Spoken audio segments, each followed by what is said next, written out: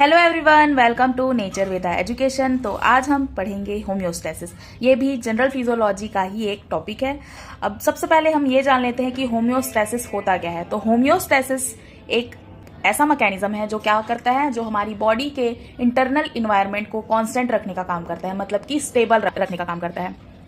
Homeostasis के importance को सबसे पहले जिन्होंने जाना था, समझा था, वो थे ग्रेट बायोलॉजिस्ट जिन्होंने 19वीं सेंचुरी में होम्योस्टेसिस के इंपॉर्टेंस को जाना था। ठीक है, उनका नाम है क्लाउडे बर्नार्ड।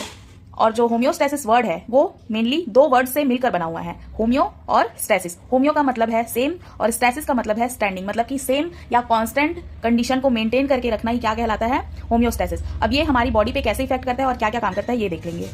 तो जो होम्योस्टेसिस है वो हमारी बॉडी में प्रेजेंट फ्लूइड्स यानी कि एक्स्ट्रा सेल्यूलर फ्लूइड और इंट्रासेल्यूलर फ्लूइड दोनों में क्या करता है, दोनों का जो टेम्परेचर होता है पीएच होता है, और जितने भी हमारे फ्लूइड में क्या होते हैं, बॉडी फ्लूइड में सॉल्यूट्स और आयंस प्रेजेंट होते हैं, उनके कंसंट्रेशन को कांस्टेंट रखने के लिए जो हेल्प करता है या फिर कांस्टेंट रखता है या स्टेबल रखने में हेल्प करता है, उसे ही क्या बोलते हैं, उस मैकेनिज्म को ही क्या कहते हैं, होम्योस्टेसिस कहा जाता है।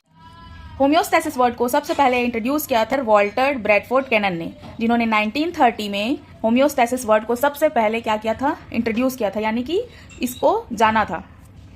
अब देख लेते हैं कि होम्योस्टेसिस को क्या क्या चीजें मिलकर क्या करती हैं, मेंटेन करती हैं। तो जो हमारा होम्योस्टेसिस मैकेनिज्म है उनको मेंटेन करने के लिए क्या करते हैं, हमारे बहुत सारे जो ऑर्गन्स हैं वो क्या करते हैं, हेल्प करते हैं, ताकि होम्योस्टेसिस का जो मैकेनिज्म है वो सही से हो पाए। तो इसके लिए कौन कौन सी चीजें हेल्प करते हैं, ECG, lungs, GIT tract, liver and kidney. तो ये सारे मिलकर क्या करते हैं, हमारे बॉडी का जो होम्योस्टेसिस मैकेनिज्म होता है, जो क्या करता है, हमारे बॉडी के इंटरनल इन्वायरमेंट को कांस्टेंट रखने का या स्टेबल रखने का काम करता है। उस प्रोसेस को अच्छे तरीके से परफॉर्म करने के लिए या होने के लिए क्या करते हैं, हमारे ये सारे ऑर्गन्स हेल्प करते हैं। अब देख लेते हैं कि इनमें कॉम्पोनेंट्स कौन कौन से होते हैं जो इस मैकेनिज्म को करने के लिए क्या करते हैं, हेल्प करते हैं या इम्पल्स भेजते हैं।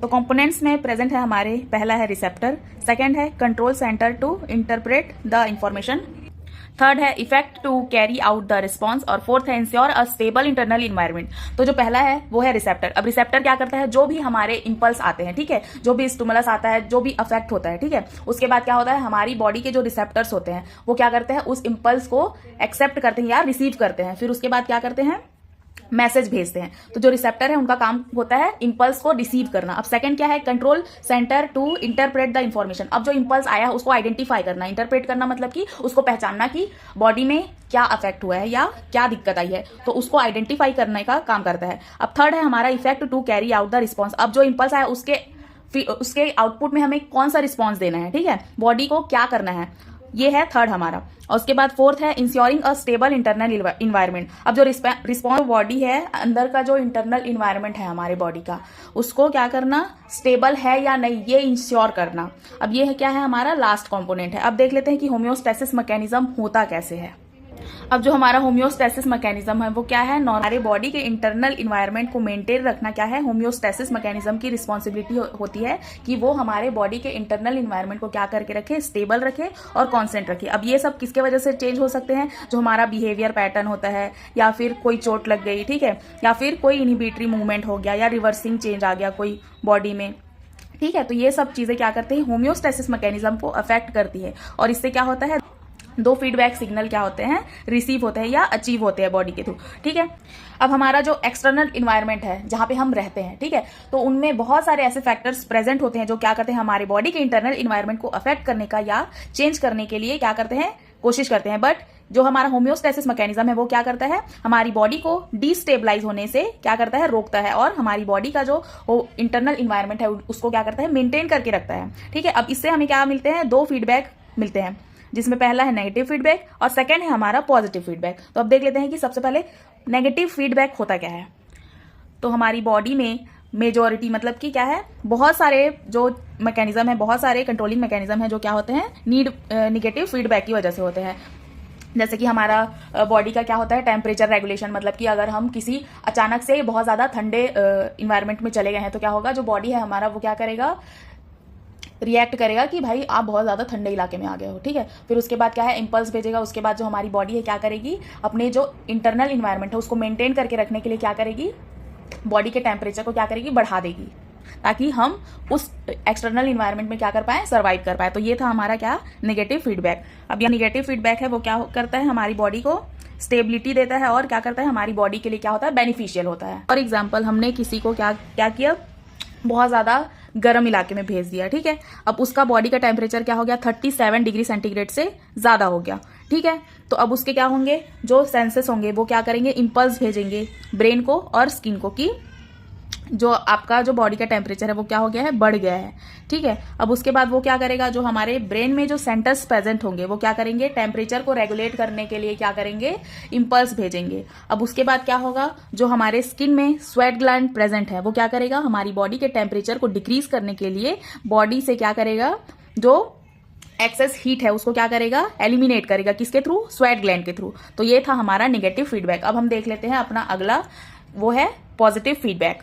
जो हमारा पॉजिटिव फीडबैक होता है वो क्या होता है, लेस कॉमन होता है as compare to negative feedback. और ये क्या करता है, अपने खुद के क्या करता है, ओन सिग्निफिकेंस पर्टिकुलरली क्या करता है, ये कंडीशन क्रिएट करता है। और ये कौन सी कंडीशन होती है, इमरजेंसी कंडीशन होती है। फॉर एग्जांपल अगर बहुत ज्यादा कहीं पे चोट लग गई और एक्सेस अमाउंट में क्या हो रहा है, ब्लीडिंग हो रहा है, या फिर क्या हो रहा है, या फिर चाइल्ड बर्थ के कंडीशन में, ये सारी चीजें क्या आती है, इमरजेंसी कंडीशन में। और जो पॉजिटिव फीडबैक है वो मेनली किस टाइम की बात कर रही है यहाँ पे, पॉजिटिव फीडबैक मतलब कि जब इमरजेंसी कंडीशन में हमारे बॉडी में होम्योस्टेसिस मैकेनिज्म परफॉर्म किया जाता है, तो उसे क्या बोला जाता है, पॉजिटिव फीडबैक बोला जा रहा है।